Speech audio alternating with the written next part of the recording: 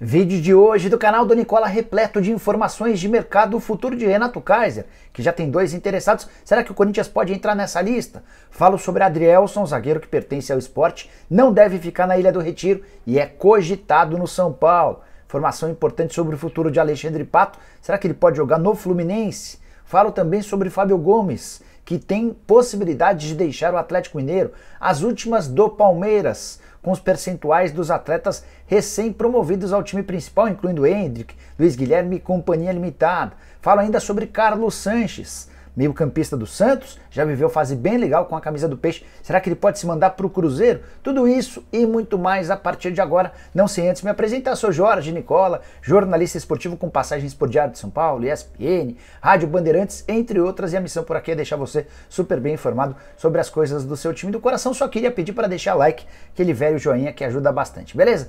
Bora contar que todo esse conteúdo é um oferecimento de sportbetbr.com, casa de apostas esportivas que sempre está ao seu lado oferecendo as melhores cotações. Nesse sábado, 4 jogos da Série B e mais 2 da Série A. Nas 4 partidas da Série B a gente tem Grêmio e Vasco como favoritos, Novo Horizontino com o relativo favoritismo e esse confronto entre Náutico e Sport bem aberto. Já na Série A, Cuiabá e Ceará fazem jogo bem equilibrado, assim como Santos e Red Bull Bragantino. Até por isso as cotações são bem interessantes nesses 2 jogos. Para começar a apostar na sportbetbr.com, super simples, pega agora mesmo o link que eu vou deixar no comentário fixo, já faz seu cadastro e começa a apostar, beleza?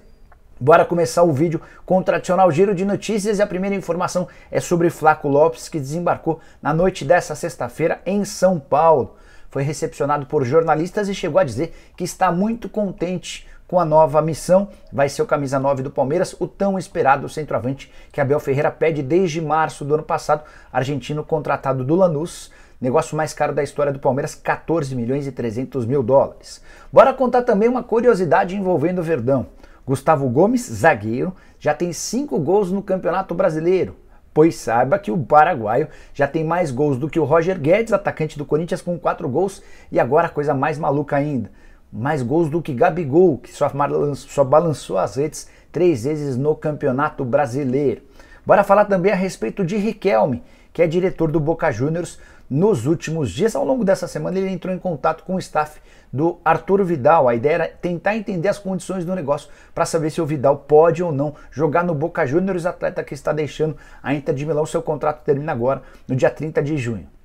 O staff do Vidal deu as condições do negócio e o Riquelme praticamente descartou a possibilidade de o Boca avançar nas tratativas. Entende-se que ele é um jogador muito caro, ou suas pretensões pelo menos são muito altas em relação àquilo que o Boca Juniors tem à disposição para pagamentos. Sigo informando para vocês que o Vidal será jogador do Flamengo, o anúncio ainda não ocorreu, para não criar confusão ou saia justa com a Inter de Milão, que ainda está bancando os salários do chileno, 3 milhões de reais, e ele vai receber esses 3 milhões no mês de julho, no mês de junho, sem nem ter entrado em campo.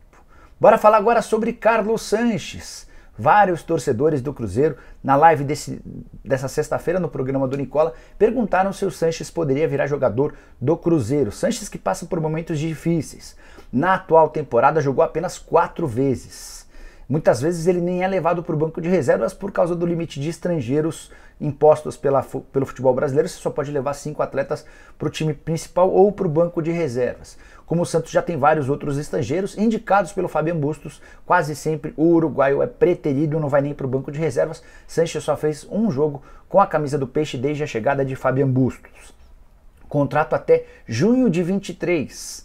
E ele acabou perdendo bastante status no clube depois da lesão no joelho, lesão séria, na metade do ano de 2020. A curiosidade é que até aquele momento ele era o maior artilheiro, se tornou o maior artilheiro da história do Santos, o maior artilheiro estrangeiro. Enfim, apesar do assédio, apesar de especulações, existem rumores de alguns clubes. O Sanches tem deixado bem claro que gostaria de permanecer na Vila. Adaptação da família à cidade, a vida que ele tem lá, por mais que ele não jogue com tanta frequência, anda animado com todo o restante. Sobre o Cruzeiro, perguntei para o Andrés Rueda, presidente do Santos: presidente, vocês receberam alguma sondagem, algum contato, alguma proposta do Cruzeiro? E a resposta foi absolutamente nada, ninguém do Cruzeiro entrou em contato com o Santos. Acho até que caberia bem. Jogador de mais idade, menos intensidade, mas poderia ser esse camisa 10 que o Cruzeiro busca há tanto tempo. A questão financeira também poderia ser um impeditivo, o Santos certamente precisaria ajudar. O Sanches ganha hoje na casa dos R$300 mil por mês e esse salário pode ser acrescido de acordo com metas estabelecidas no contrato, mas até esse momento não existe absolutamente nada. Bora falar agora a respeito do São Paulo e mais especulações envolvendo o nome de Adrielson, zagueiro de 24 anos de idade, que vive os últimos meses do contrato com o Sport. É legal contextualizar a situação do Adrielson, ele é há bastante tempo avaliado como a maior promessa do Sport ao lado do goleiro Maílson. O Adrielson chegou a ser emprestado para o Al-Ahly da Arábia Saudita com a convicção de que ele seria comprado pelo time saudita. Tanto que para ir para lá ele ganhou um baita aumento, passou a se tornar um jogador extremamente caro. O Al-Ahly decidiu não comprar o Adrielson, que voltou de empréstimo agora na metade do ano. E o Sport não sabe o que fazer com o atleta, afinal de contas tem só essa janela para vendê-lo. Se não vender, vai perder o jogador. Para piorar, como ele recebeu um aumento salarial hoje, o que ganha o Adrielson é incompatível com a realidade financeira do Sport. Até por isso, surgiram nos últimos dias informações dando conta de que as partes tentam chegar a uma rescisão de contrato de forma amigável. O Adrielson abriria mão de receitas, de grana que tem a receber do Sport, e o Sport acabaria se livrando desse fardo de ter de pagar o salário. O São Paulo acompanha essa situação à distância. Antes de gravar o vídeo, conversei com um dirigente importante do São Paulo para perguntar se o São Paulo tinha interesse, se o São Paulo já fez proposta, se o São Paulo pode contratar o Adrielson. A resposta foi que o São Paulo não está interessado. Pode ser parte da estratégia também, né? Para não permitir ao Sport imaginar que tem um outro clube interessado, porque aí o Sport poderia pedir uma grana, uma compensação financeira. Mas se o Adrielson de fato conseguir sua rescisão do contrato no Sport, aí passa a ser um jogador interessante para o tricolor, levando em consideração que o Igor Rabelo, que tinha conversas avançadas com o São Paulo, acabou renovando o contrato com o Atlético Mineiro e fica no Galo até 2025. Bora falar agora a respeito de percentuais de jogadores do Palmeiras, os principais jogadores vindos da base. Como é que funcionam os contratos deles? Essa dúvida surgiu também no programa do Nicola dessa sexta-feira. Queriam saber a respeito do Luiz Guilherme, como é que ficou o contrato do Luiz. E a informação que tem circulado é de que o atacante, o camisa 10 do time sub-17, o grande parceiro do Endrick na base, vai ter 70% dos direitos econômicos presos ao Palmeiras, outros 30% ligados à família. Uma pessoa da minha confiança do Palmeiras assegura que o Verdão vai ficar com 90% do valor de uma venda futura no primeiro contrato profissional assinado nos últimos dias. Então o Palmeiras fica com 90%, o Luiz Guilherme e sua família ficam com outros 10%. O Endrick, que ainda não assinou o primeiro contrato profissional, isso vai acontecer no mês de julho, mas já está tudo acertado. Verdão vai ficar com 70% do valor de uma venda futura. A família, o Endrick e seus pais, ficam com 30% do valor de um futuro negócio. Peguei outros nomes de atletas promovidos da base ao time principal que podem render muito dinheiro em breve. Vou contar para vocês que o Giovani, atacante de lado de campo, que já foi desejado pelo Ajax, tem 90% dos direitos presos ao Palmeiras, assim como o zagueiro Renan. Danilo e o Gabriel Menino, jogadores que já têm bastante assédio de clubes de fora, dois jogadores inclusive convocados para a seleção brasileira, 80% dos direitos dos dois presos ao Verdão. 70% além do Endrick, que eu já contei para vocês, o Wesley e o Vanderlan, lateral esquerdo, muito bem avaliado internamente. O Abel Ferreira gosta bastante do Vanderlan, tem ainda com 60% dos direitos econômicos. O Gabriel Veron, esse é o menino cujo percentual é menor, ainda assim, mais do que a metade. O Palmeiras tem muitos, mas muitos milhões de reais com essa galera. Sem contar do Messinho, que é um jogador de apenas 15 anos de idade, ainda está longe de assinar seu primeiro contrato profissional. Isso vai acontecer apenas em abril do ano que vem. E o Messinho é visto pelo João Paulo Sampaio, gerente das categorias de base, como grande fenômeno desde que ele assumiu o cargo no Palmeiras. Bora falar agora a respeito de Fábio Gomes, atacante do Galo.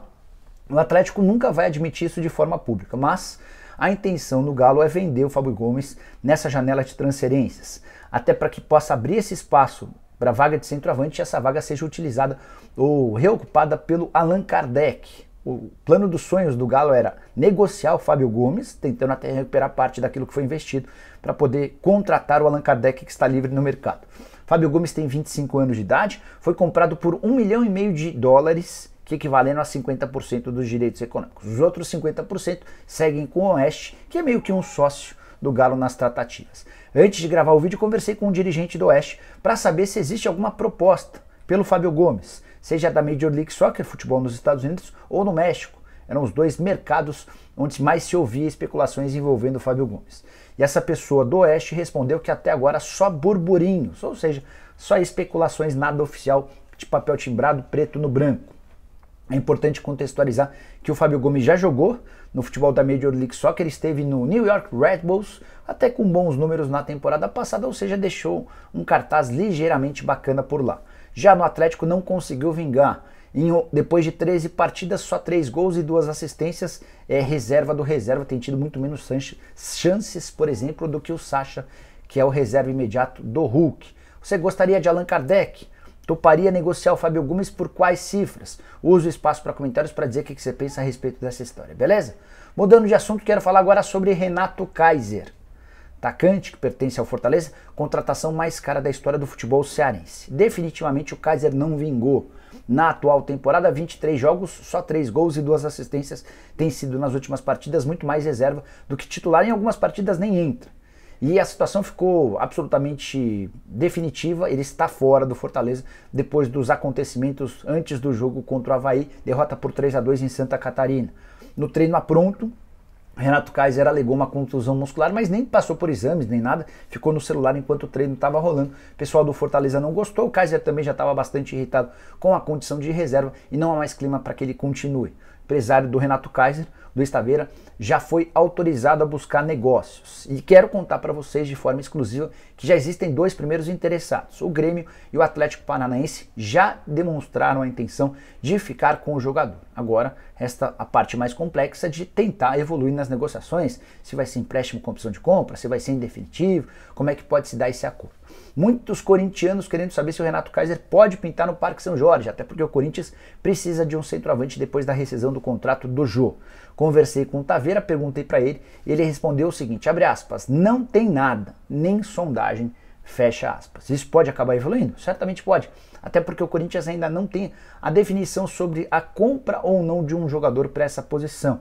O Corinthians gostaria de aguardar o desfecho das classificações ou não na Copa do Brasil e na Libertadores, porque o Timão pode, em 18 de julho, quando da reabertura da janela de transferências, ter 3 campeonatos para disputar ou ter apenas um. Se tiver todas as competições, é óbvio que o Corinthians vai buscar um centroavante. Se tiver apenas um torneio para disputar, talvez fique com o atual elenco. O Felipe, garoto das categorias de base, vai ter mais oportunidades e é visto pelos dirigentes, especialmente pela comissão técnica de Vitor Pereira, como alguém bastante promissor. Prometo ficar de olho nessa história do Renato Kaiser para ir atualizando vocês, beleza? Bora fechar o vídeo para falar sobre Alexandre Pato e essa história de que ele pode pintar no Fluminense. Informação que pegou vários torcedores do Flu de surpresa. Tudo começou quando o Pato participou de uma entrevista e declarou que vê o Ganso como um grande craque e que ele gostaria de trabalhar de novo com o Fernando Diniz. A partir daí, a internet e as redes sociais passaram a receber enxurradas de especulações, dando conta de que o Pato poderia pintar no Fluminense. Antes de gravar o vídeo, entrei em contato com o Júnior Pedroso, que é empresário de vários atletas importantes pelo mundo, especialmente o Pato. E aí, Júnior, como é que tá essa história? Vocês foram procurados pelo pessoal do Fluminense? O Júnior me contou que não houve nenhum contato do Paulo Angione, do Mário Bittencourt ou de alguém oficial do Flu. Houve apenas um contato de um agente do Rio de Janeiro se dizendo trabalhar em nome do Fluminense.